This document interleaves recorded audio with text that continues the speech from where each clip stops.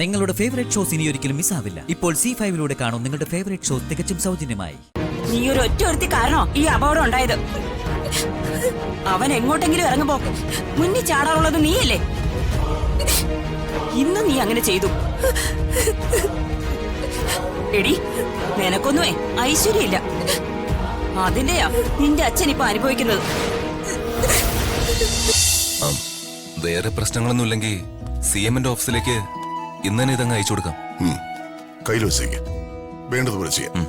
ആ, ചേച്ചിയെ കണ്ടത് നന്നായി. ഇങ്ങോട്ട് ഇറങ്ങുമ്പോ ചേച്ചി എതിരെ വരണമെന്നായിരുന്നു എന്റെ പ്രാർത്ഥന. അതെന്തിനാ? ഇന്ന് എനിക്ക് വളരെ പ്രധാനപ്പെട്ട ഒരു മീറ്റിംഗ് ഉണ്ട്, അതിനുവേണ്ടി പോവാ ഞാൻ. ചേച്ചിയെ കണ്ട് എന്നെല്ലാം ഇവിടെ നിന്ന് ഇറങ്ങിയിട്ടുണ്ടോ അന്നെല്ലാം എനിക്ക് വിജയങ്ങൾ മാത്രമേ ഉണ്ടായിട്ടുള്ളൂ. ഇന്നും അതുപോലെ തന്നെ സംഭവിക്കണമെന്ന് എനിക്ക് നിർബന്ധമുണ്ട്. അത് നടക്കുമെന്നിപ്പോ എനിക്ക് മനസ്സിലായി ചേച്ചിയെ കണ്ടപ്പോ.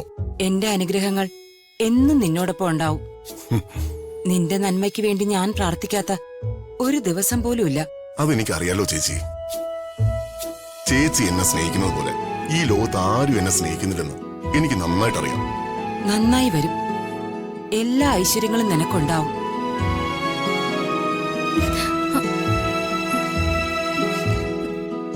നശിപ്പിച്ചു, എല്ലാം നശിപ്പിച്ചു.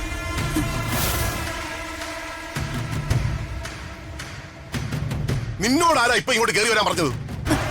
എനിക്ക് ഒന്നും പറയണ്ട.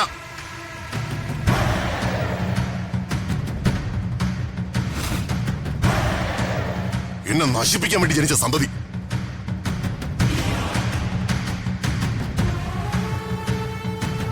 കണ്ടില്ലേ വന്ന് നിൽക്കുന്നത്? ഒരു നല്ല കാര്യത്തിന് ഇറങ്ങുമ്പോ എതിരെ വരേണ്ടത് നമ്മുടെ മനസ്സിന് ഇഷ്ടപ്പെട്ട ആളുകളാ. ഇവിടെ അങ്ങനെ ഒരുത്തിയാണോ?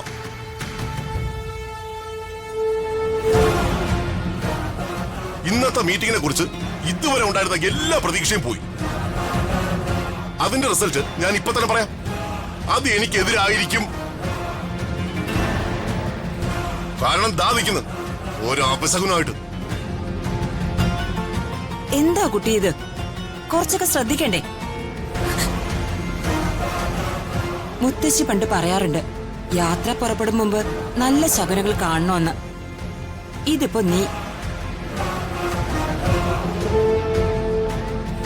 പ്രതാപ, ഈശ്വരനെ മനസ്സുകൊണ്ട് നല്ലോണം പ്രാർത്ഥിച്ചോ. അല്ലാതെ വേറെ വഴിയില്ല.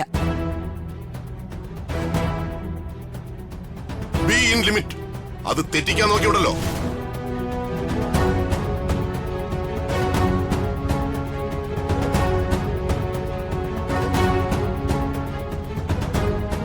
തൃപ്തിയായല്ലോ അവന്റെ മനസ്സ് വിഷമിച്ചപ്പോ. അതെങ്ങനെയാ? അനുസരണ എന്ന് പറയുന്നത് പണ്ടേ ഇല്ലല്ലോ. ഈ തറവാട് നശിപ്പിക്കും. അതിനാ നീ ജനിച്ചിരിക്കുന്നത്. എന്നെ കണി കണ്ടിട്ട് എത്ര സന്തോഷത്തോടെയാണെന്നറിയോ അവൻ ഇറങ്ങിയത്. നീ വട്ടം ചാടിയതോടെ എല്ലാം പോയി.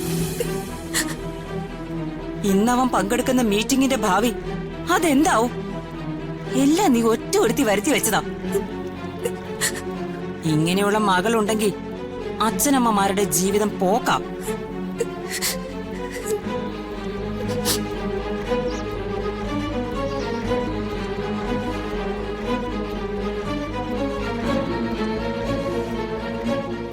ഇപ്പോൾ കിട്ടിയ വാർത്ത. സംസ്ഥാന വിദ്യാഭ്യാസ മന്ത്രി പ്രതാപവർമ്മ സഞ്ചരിച്ചിരുന്ന വാഹനം അപകടത്തിൽപ്പെട്ടു.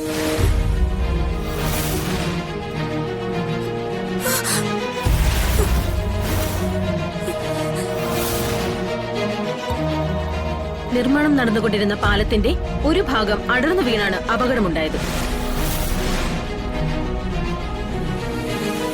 അമ്മേ, എന്തു മോളെ? വെള്ളിച്ചിന് അപകടം പറ്റിയെന്ന്.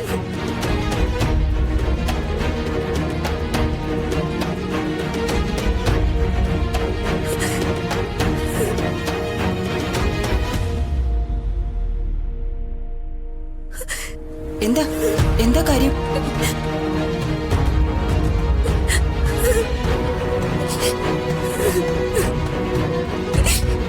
നീ എന്തിനടി കരയുന്നേ? നീ ഒരു ഒറ്റ കാരണോ ഈ അപകടം ഉണ്ടായത്. അവൻ എങ്ങോട്ടെങ്കിലും ഇറങ്ങുമ്പോ മുന്നിൽ ചാടാറുള്ളത് നീയല്ലേ. ഇന്ന് നീ അങ്ങനെ ചെയ്തു. എടി, നിനക്കൊന്നുമേ ഐശ്വര്യമില്ല. അതിന്റെയാ നിന്റെ അച്ഛൻ ഇപ്പൊ അനുഭവിക്കുന്നത്. ചേച്ചി അങ്ങനൊന്നും പറയില്ലേ. പിന്നെ ഞാൻ എങ്ങനെ പറയണം? നിങ്ങൾക്കൊന്നും വേദനയും വിഷമം ഒന്നും ഉണ്ടാവില്ല. പക്ഷേ എനിക്കങ്ങനെയല്ല. പ്രതാപന്റെ ജീവിതമേ എനിക്ക് അത്രയ്ക്ക് വലുതാ. അവനൊന്നും സംഭവിക്കാതിരുന്നാ മതിയായിരുന്നു.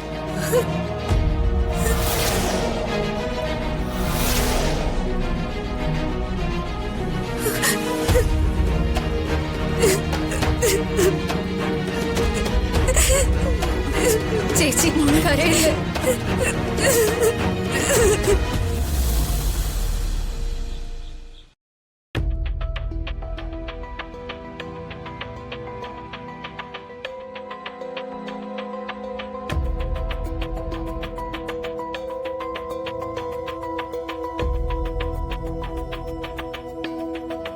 മന്ത്രിയുടെ വാഹനവ്യൂഹത്തിന് മീതെ നിർമ്മാണ ദിശയിലിരുന്ന പാലം ഇടിഞ്ഞു വീണു.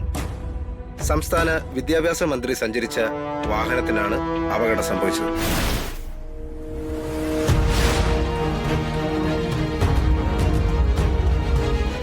സംസ്ഥാന വിദ്യാഭ്യാസ മന്ത്രിയോ? അത് പ്രതാപ് ഓർമ്മയല്ലേ? അപ്പൊ രാജു?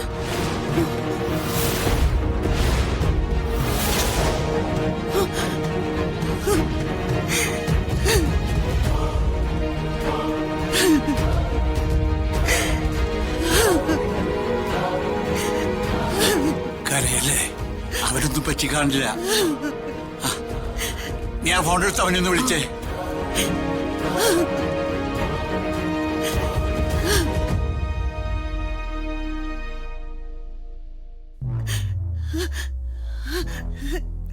ഇങ്ങതാ.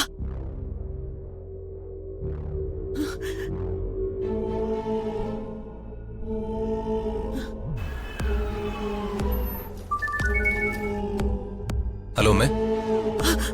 മോനെ, എന്താ മോനെ നിനക്ക് പറ്റിയത്? ഏയ് ഒന്നുമില്ല അമ്മേ, ചെറിയൊരു അപകടം. സാരാക്കാനൊന്നുമില്ല. നീ ഇപ്പൊ എവിടെയാ? ഞാൻ ഹോസ്പിറ്റലമ്മേ. സാറിന് ചെറിയ പരുക്കുണ്ട്, കൂടെ വന്നതാ. എനിക്കിപ്പൊ തന്നെ നിന്നെ കാണണം. പേടിക്കാനൊന്നുമില്ലമ്മേ, ഞാൻ ഉടനെ തന്നെ വീട്ടിലേക്ക് തിരിച്ചു വരും. അമ്മ വിഷമിക്കണ്ട, എനിക്കൊന്നുമില്ല. ഞാൻ പിന്നെ വിളിച്ചോളാമേ. ഇവിടുത്തെ തിരക്കൊക്കെ ഒന്ന് കഴിയട്ടെ. ശരി അമ്മേ. അല്ല മോനെ. അതെ, മിനിസ്റ്റർ സാർ വിളിക്കുന്നു.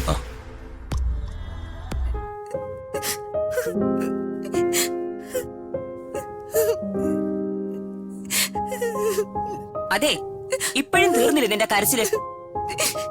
നിന്റെ അച്ഛൻ ജീവനോടെ തന്നെ ഉണ്ട്. എന്റെ പ്രാർത്ഥനയുടെ ഫലം കൊണ്ടേ അവൻ പരുക്കൊന്നുമില്ലാതെ രക്ഷപ്പെട്ടു.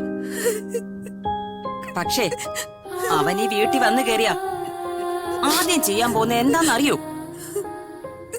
നിന്നെ പിടിച്ച് പുറത്താക്കും. അപശകുനമാ നീ. ഡൗൺലോഡ് ചെയ്യൂ C5 ആപ്പ്. കാണൂ എല്ലാ എപ്പിസോഡുകളും സൗജന്യമായി.